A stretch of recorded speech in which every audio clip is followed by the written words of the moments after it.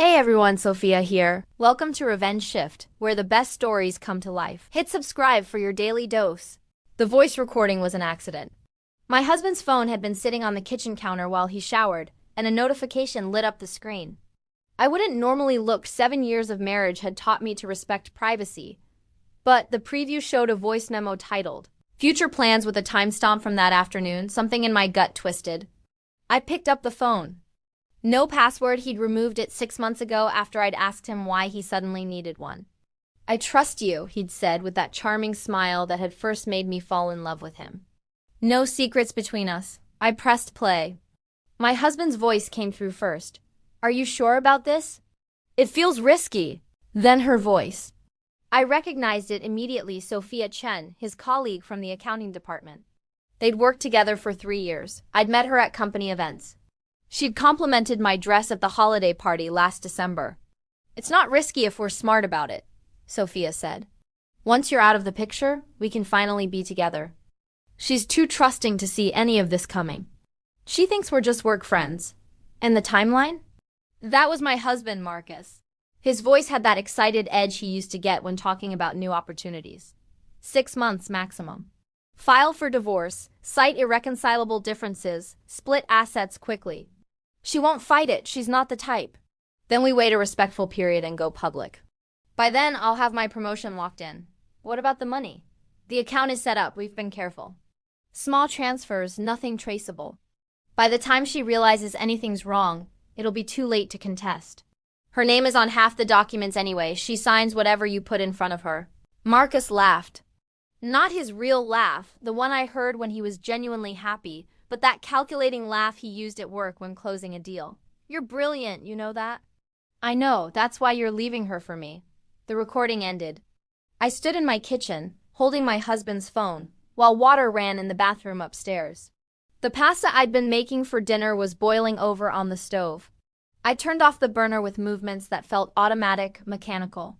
Then I forwarded the recording to my own phone and deleted the sent message from Marcus's phone. I placed his phone exactly where I'd found it on the counter. And I finished making dinner.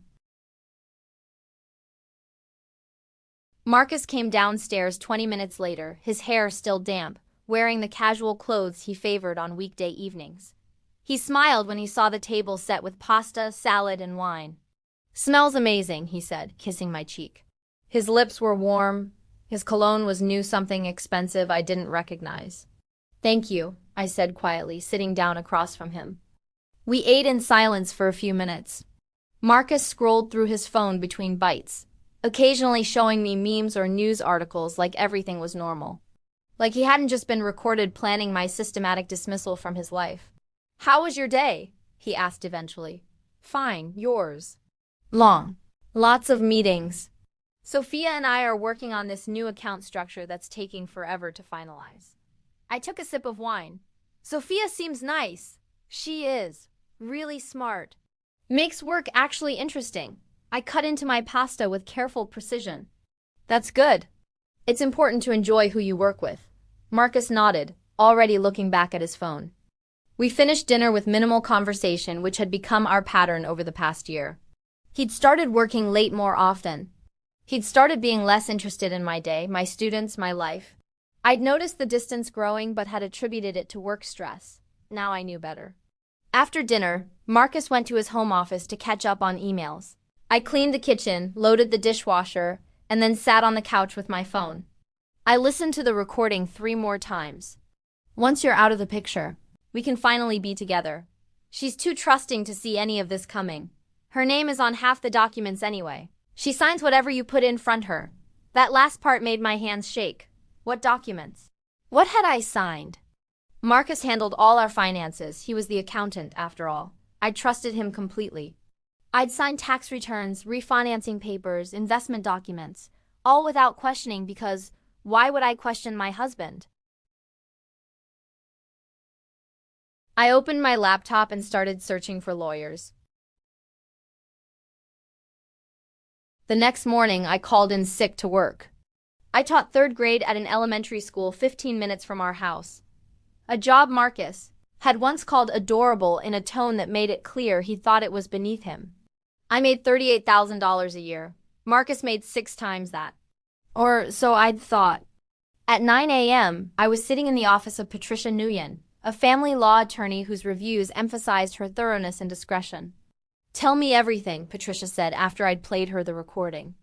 I told her about the 7 years of marriage, about Marcus's increasing distance, about the feeling that something was wrong but not being able to identify what. I told her about the documents I'd signed without reading, about the finances I'd let Marcus handle entirely. "Do you have access to your joint accounts?" Patricia asked.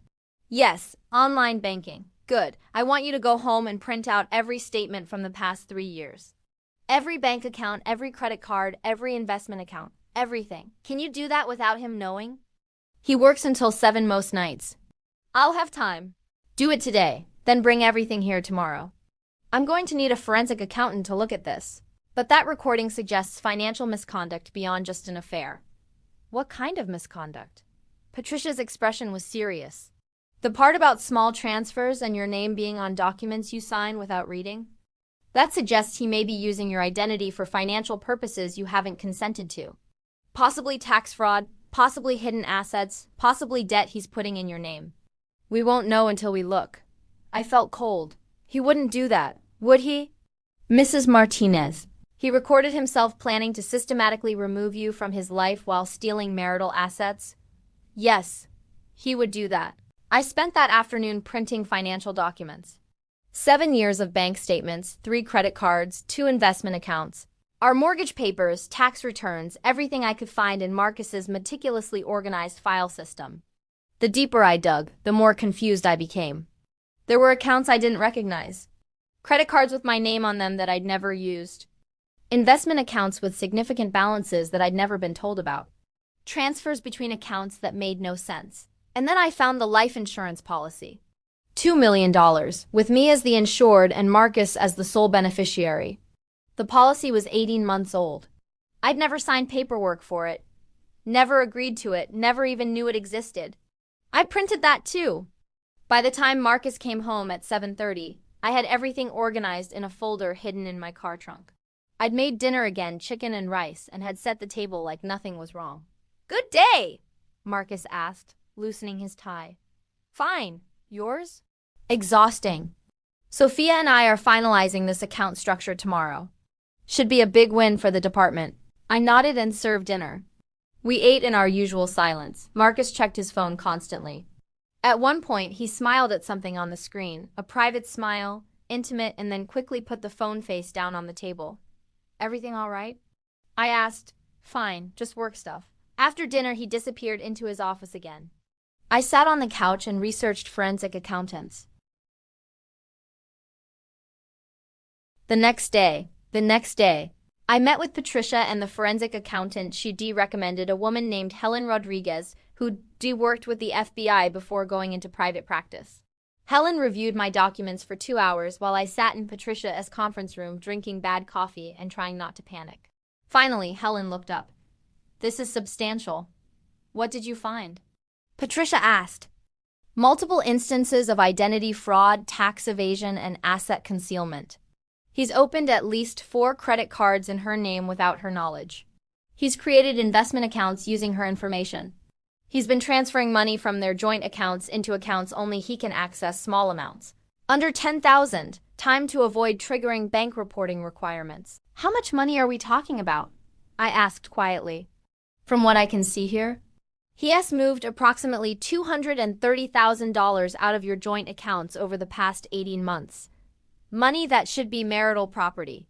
He's also taken out loans using your identity as a co-signer, loans you never agreed to." "That's illegal," Patricia said. "That's identity theft." "It is, and there's more. The life insurance policy with her as the insured, he forged her signature on that application. I compared it to her real signature on the tax returns. It's not even a good forgery." I stared at them. Why would he take out a life insurance policy on me? The silence in the room was heavy. "I don't want to speculate," Helen said carefully, "but combined with the recording about getting you out of the picture and the systematic financial fraud, this is a concerning pattern." "You think he was planning to kill me?" I said flatly. "I think you should talk to the police," Helen said. "And I think you should not go home tonight." I didn't go home. Patricia helped me check into a hotel under my maiden name. Then she called a detective she knew at the police department, someone who specialized in financial crimes and domestic situations. Detective James Morrison met us at the hotel at 6 p.m. He was in his 50s, with gray hair and tired eyes that had clearly seen too much. I played him the recording. I showed him Helen's analysis of the financial documents. I showed him the life insurance policy with the forged signature. "This is significant," he said after reviewing everything. "We have evidence of identity theft, financial fraud, forgery, and potentially conspiracy to commit further crimes. The recording establishes intent and planning. The financial pattern establishes opportunity and means. What happens now?" I asked. "Now we investigate. We'll need to verify everything the forensic accountant found. We'll need to interview the other woman, Sophia Chen. We'll need to build a case. But Mrs. Martinez, I need you to understand something. Once we start this investigation, there's no going back. Your husband will be arrested. His career will be over. This will be public. He was planning to destroy my life," I said quietly. "He was planning to steal everything I had, divorce me, and then—" I couldn't finish the sentence. "Then potentially stage an accident," Detective Morrison finished gently. "The life insurance policy suggests that possibility. I've seen cases like this before. I hope I'm wrong. But the pattern is there. What do? You stay somewhere safe. You don't contact your husband.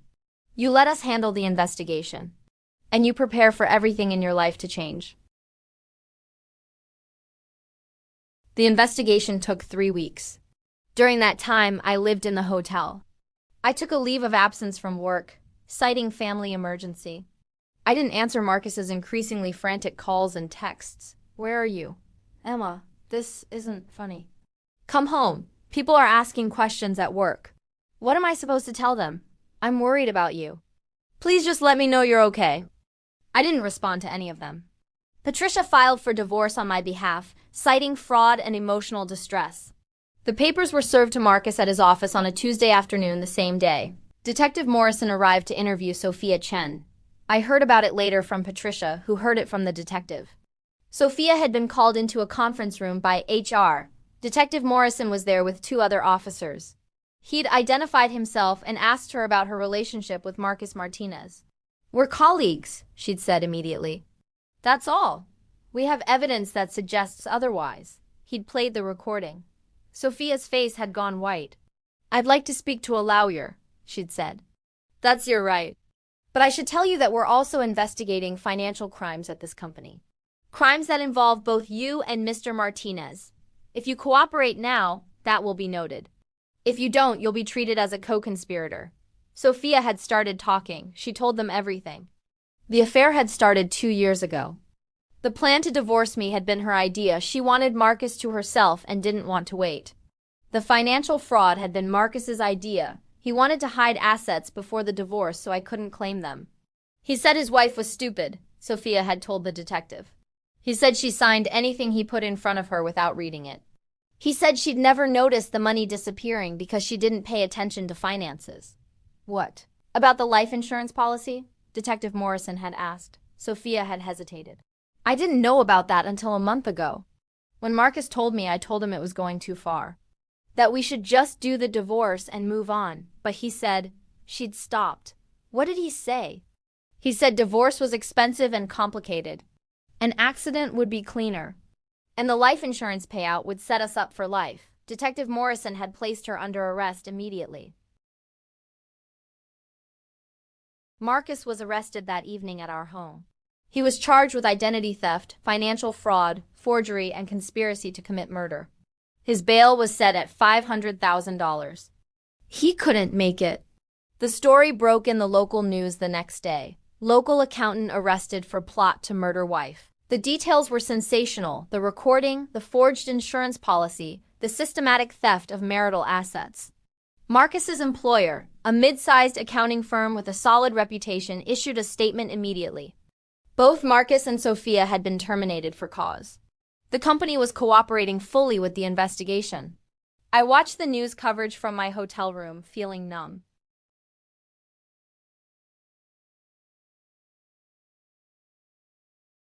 Patricia called me that afternoon. The prosecutor wants to meet with you. They're building the case and need your testimony.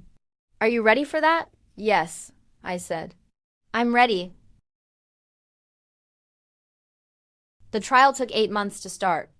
During that time, I moved into a small apartment across town. I returned to teaching, though I transferred to a different school where no one knew my story. I started therapy to process the trauma of learning that my husband had been planning to murder me. The therapist asked me during our third session, "When did you first suspect something was wrong?" "About a year ago," I said. "He started being distant, secretive. I thought it was just work stress. I thought I was imagining things. But you weren't." "No, I wasn't. I just couldn't imagine that the person I'd married could be planning something so terrible. That's called cognitive dissonance. Your brain couldn't reconcile the Marcus you knew with the Marcus who was capable of this." "I keep thinking about that recording," I said.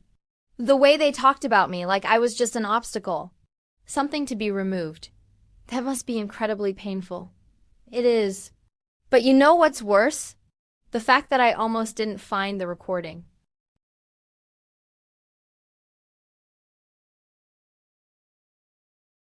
If his phone hadn't been sitting on the counter at exactly the right moment, if that notification hadn't come through when it did, I might never have known.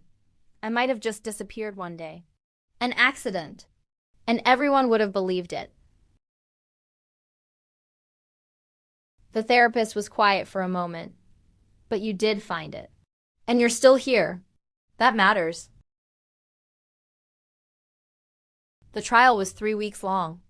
The prosecution presented the voice recording, the forensic accounting evidence, the forged insurance policy, Sophia's testimony, and testimony from Helen Rodriguez explaining the pattern of financial fraud. Marcus's attorney tried to argue that the recording was taken out of context, that the life insurance policy was a legitimate investment strategy, that the financial transfers were simple accounting errors. None of it worked. The jury deliberated for 6 hours. Guilty on all counts: identity theft, financial fraud, forgery, and conspiracy to commit murder. Marcus was sentenced to 18 years in federal prison. Sophia, who had cooperated with the investigation, received 7 years. I sat in the courtroom and watched Marcus's face as the sentence was read. He looked smaller somehow, diminished, like the consequences of his actions had finally collapsed the inflated sense of superiority he'd carried for so long. He looked at me once across the courtroom. I met his eyes steadily and felt nothing.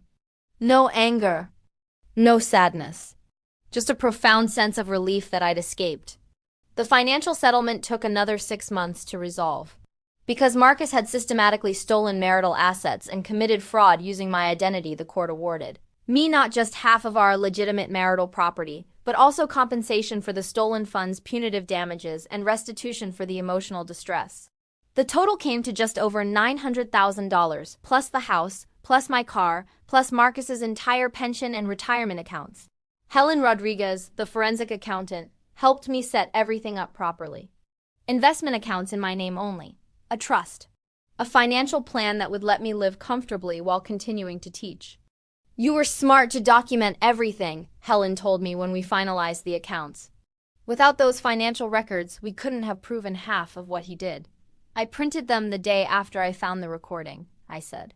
"I just knew I needed evidence of something, even if I didn't know what yet." That instinct saved your life. Literally.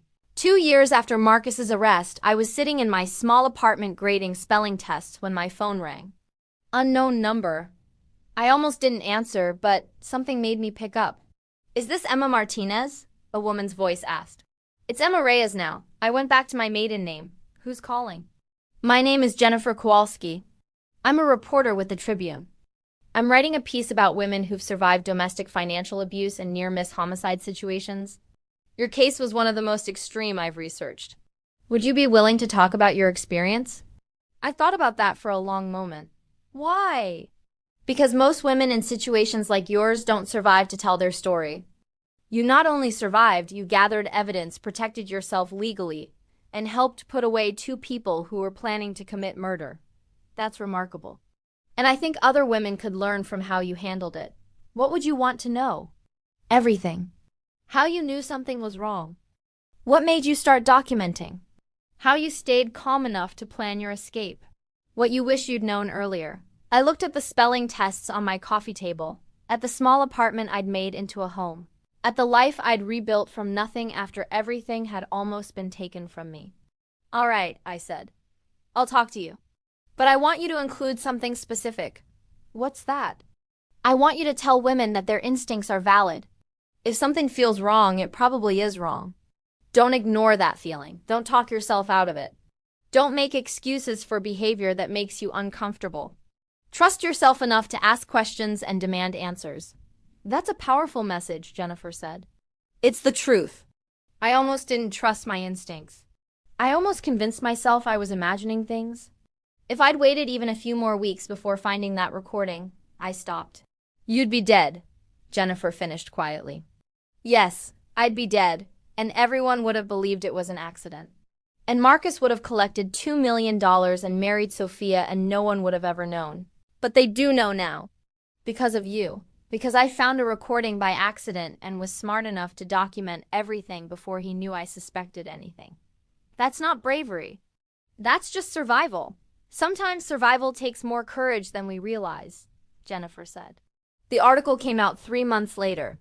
It was titled, "The Silent Plan: How One Teacher Survived Her Husband's Murder Plot." The piece detailed everything: the recording, the investigation, the trial, the financial fraud, the forged insurance policy. It included interviews with Patricia, Helen, Detective Morrison, and the prosecutor who'd handled the case. But mostly it focused on the pattern of small signs I'd ignored or explained away before finding the recording. The new cologne, the changed passwords, the increasing emotional distance, the way Marcus had started talking about me like I was a burden rather than a partner, the way he dismissed my job, my interests, my intelligence. These are classic signs of a spouse planning an exit, Patricia had explained in the article. The emotional detachment comes first. They've already left the marriage mentally, even if they haven't left physically. And in cases where financial fraud or violence is involved, that detachment makes it easier for them to justify harming their spouse. The article included a sidebar: warning signs your spouse may be planning something harmful. Within a week of publication, it had been shared over 200,000 times on social media. I received dozens of emails from women who said they recognized their own situations in my story. Some had found evidence of affairs. Others had discovered financial fraud. 3 women wrote to tell me they'd found life insurance policies they'd never agreed to. All of them thanked me for speaking publicly. "You made me realize I wasn't crazy," one woman wrote. "My husband has been telling me I'm paranoid for asking about our finances. But after reading your story, I hired a forensic accountant. He's been hiding money for 2 years. I'm filing for divorce tomorrow. Thank you for giving me the courage to trust myself. I saved every email." 3 years after the trial, I started something new. I'd been thinking about all those emails from women who'd recognized their situations in my story. About the fact that financial abuse was so common but so rarely discussed. About how many women stayed in dangerous situations simply because they didn't know how to protect themselves legally or financially. So I created a foundation, the Clear Evidence Foundation for Financial Safety. The mission was simple: provide free resources for people experiencing financial abuse or fraud in their relationships.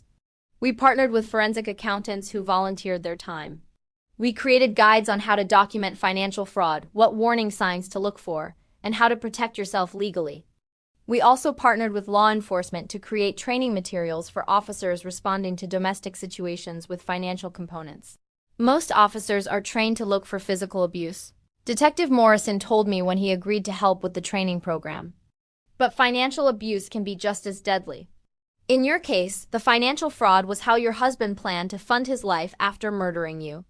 If we'd only focused on the affair, we might have missed the larger pattern.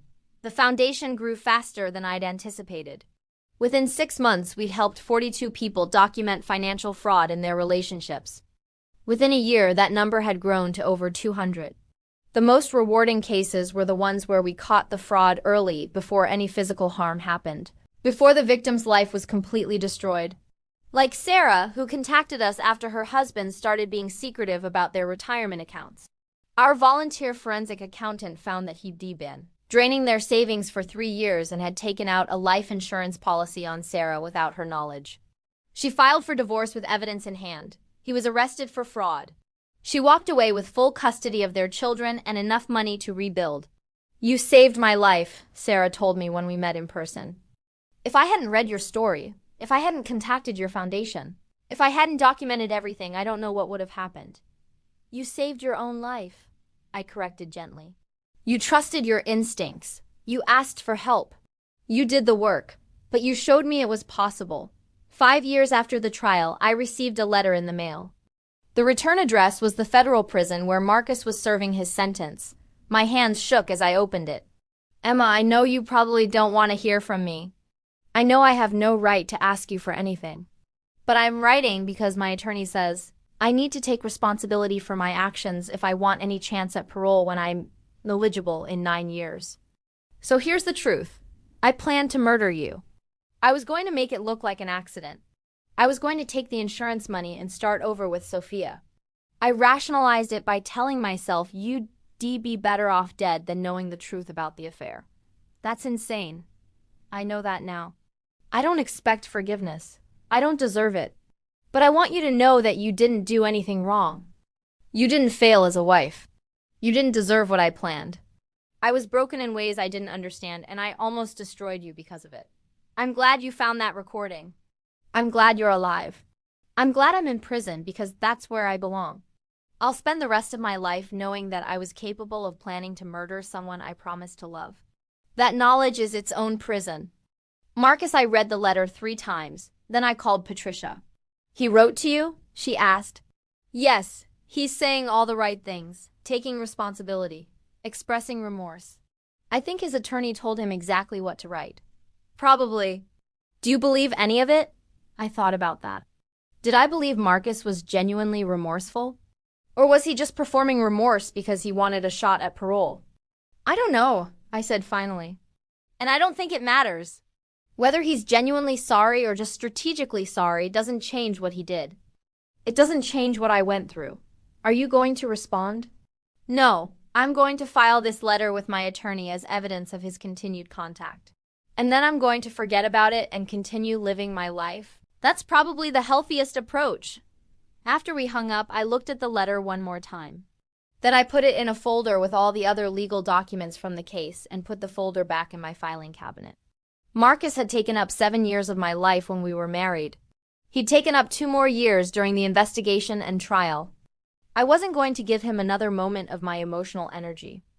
I had work to do. 10 years after finding the voice recording, I was invited to speak at a conference for family law attorneys. The topic was identifying financial abuse in divorce, cases, warning signs, and documentation strategies. I stood at the podium looking out at 200 attorneys who specialized in helping people escape bad marriages, and I told them my story. I told them about the recording I'd found by accident, about the instinct that made me print financial documents before I even knew what I was looking for. About the instinct that made me print financial documents. Before I even knew what I was looking for. About Patricia's thoroughness and Helen's expertise and Detective Morrison's determination to build a complete case. "The difference between escaping and not escaping often comes down to evidence," I said. "My husband was planning to murder me. If I hadn't found that recording, if I hadn't documented the financial fraud, I'd be dead.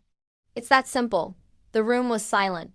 So when your clients come to you saying something feels wrong, but they can't prove it, believe them. Help them document everything. Bank statements, credit reports, insurance policies, tax returns, everything. Because that documentation might be the difference between life and death.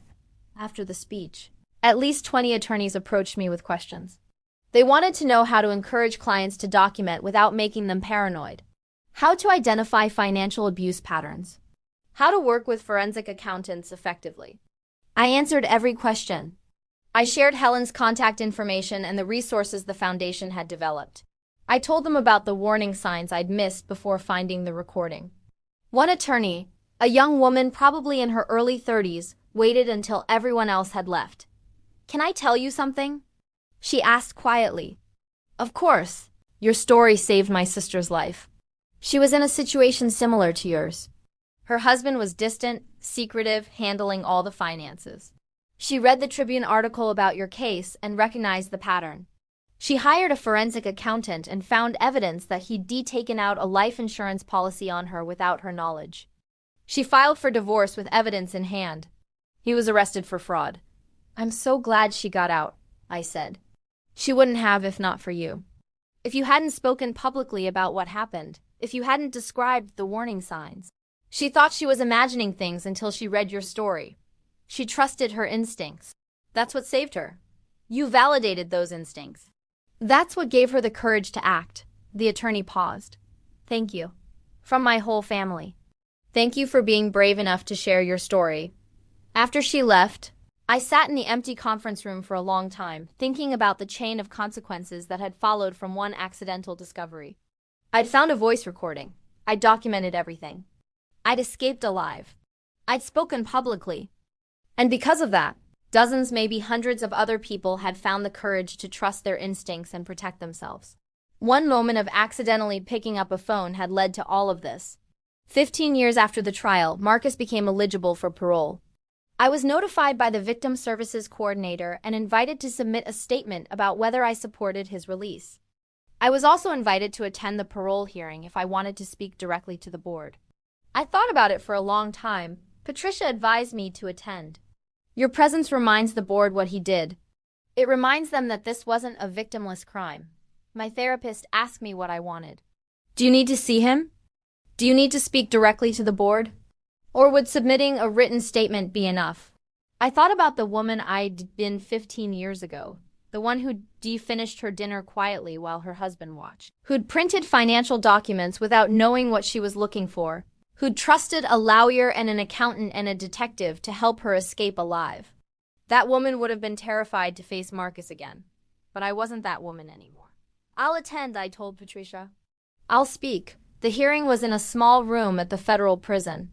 Marcus was brought in wearing prison clothes, looking significantly older than I remembered. He'd gained weight. His hair was almost entirely gray. He looked tired. He saw me and his expression crumpled.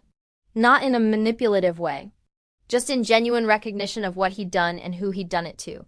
The parole board asked him questions first. About his behavior in prison, about the therapy he'd completed, about whether he understood the gravity of his crimes. "I planned to murder my wife for insurance money," Marcus said clearly. "I committed fraud using her identity. I destroyed her sense of safety and trust.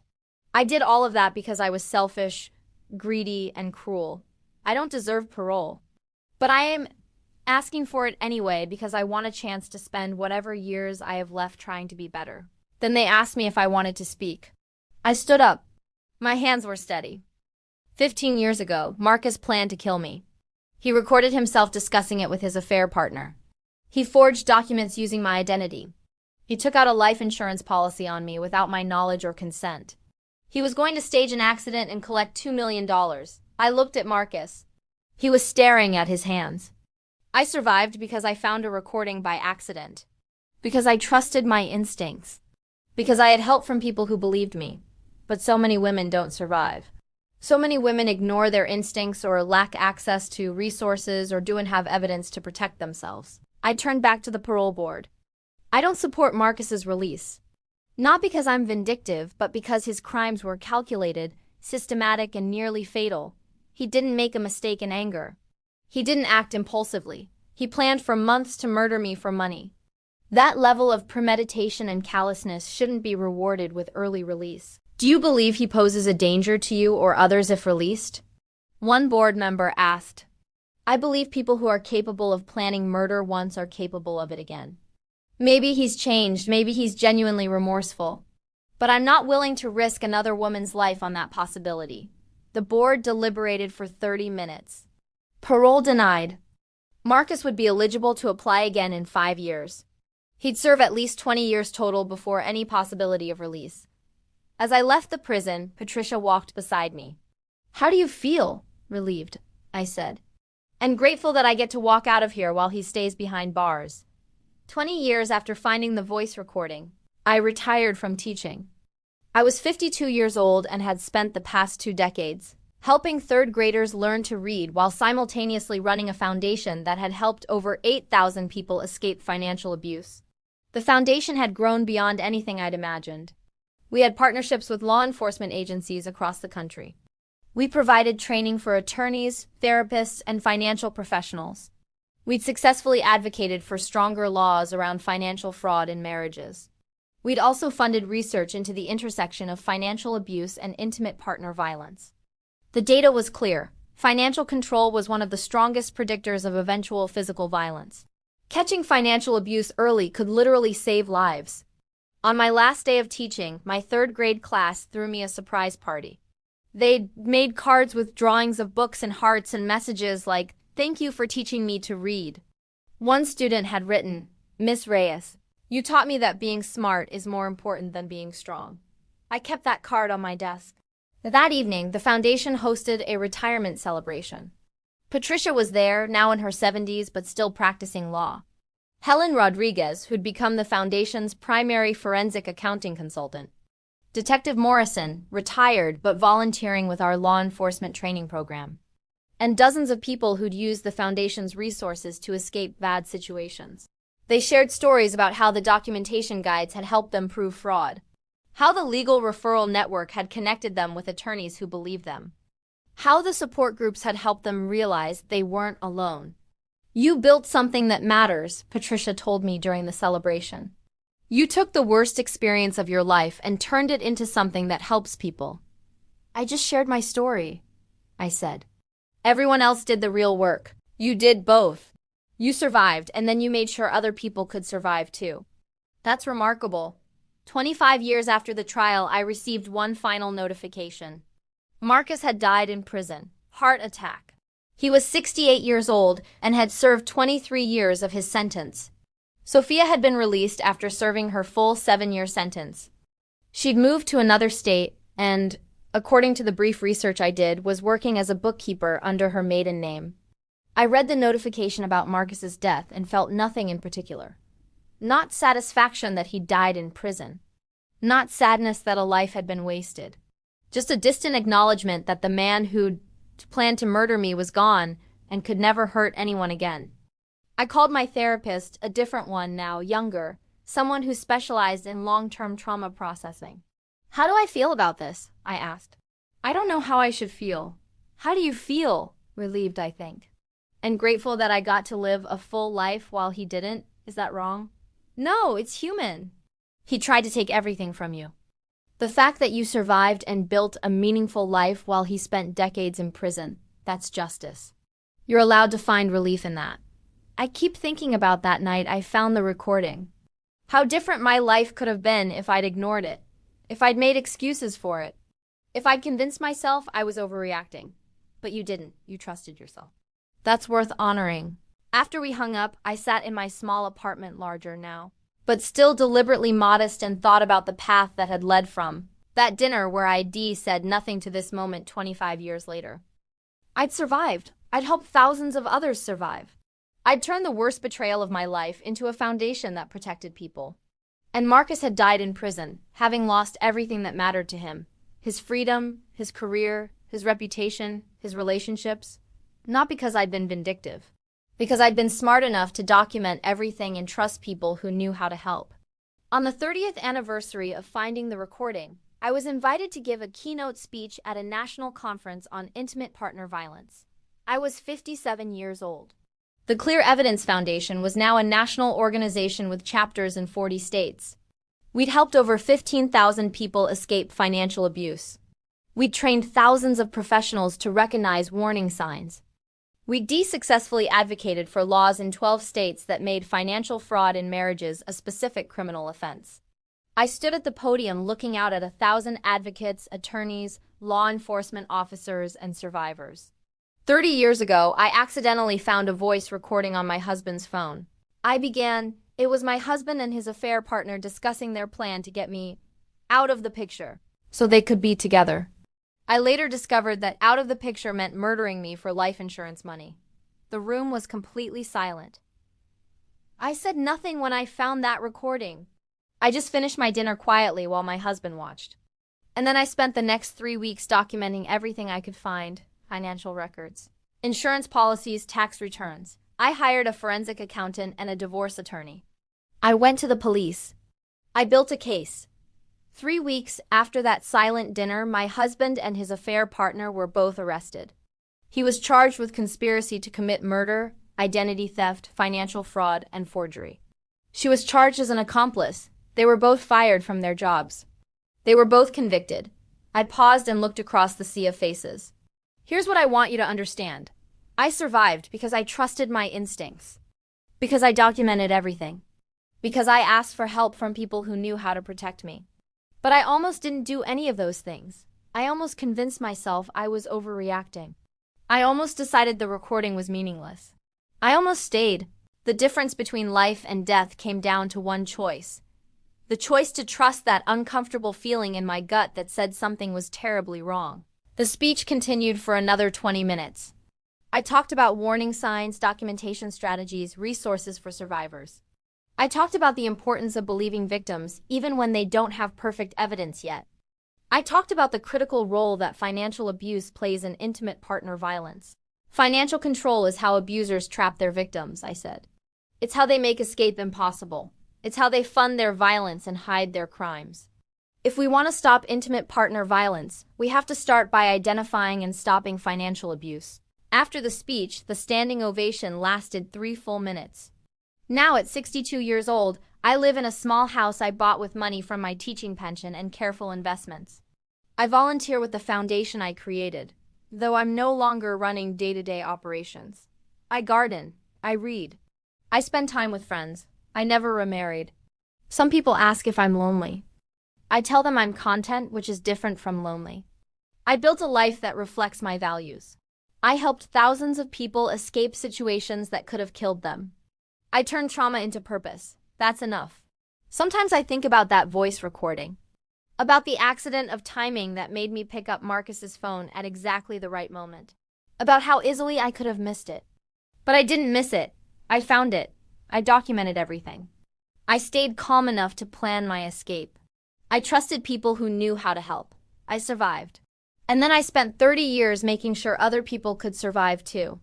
The foundation sent me a plaque for my retirement. Emma Reyes, survivor, advocate, founder. You taught us that the best revenge is living well and helping others do the same. I keep it on my desk next to the card from my 3rd grade student. Being smart is more important than being strong. Both statements are true. I found a recording saying once she's gone, we can finally be together. But I never went anywhere. And now, 30 years later, I'm still here, not just alive, but thriving while the people who tried to erase me lost everything that mattered to them. Not because I was vengeful. Because I was smart enough to document the truth and brave enough to use it. That silent dinner led to dual terminations, 2 arrests, 2 convictions, and 3 decades of helping others escape similar situations. All because I trusted my instincts and refused to ignore that uncomfortable feeling that something was terribly wrong.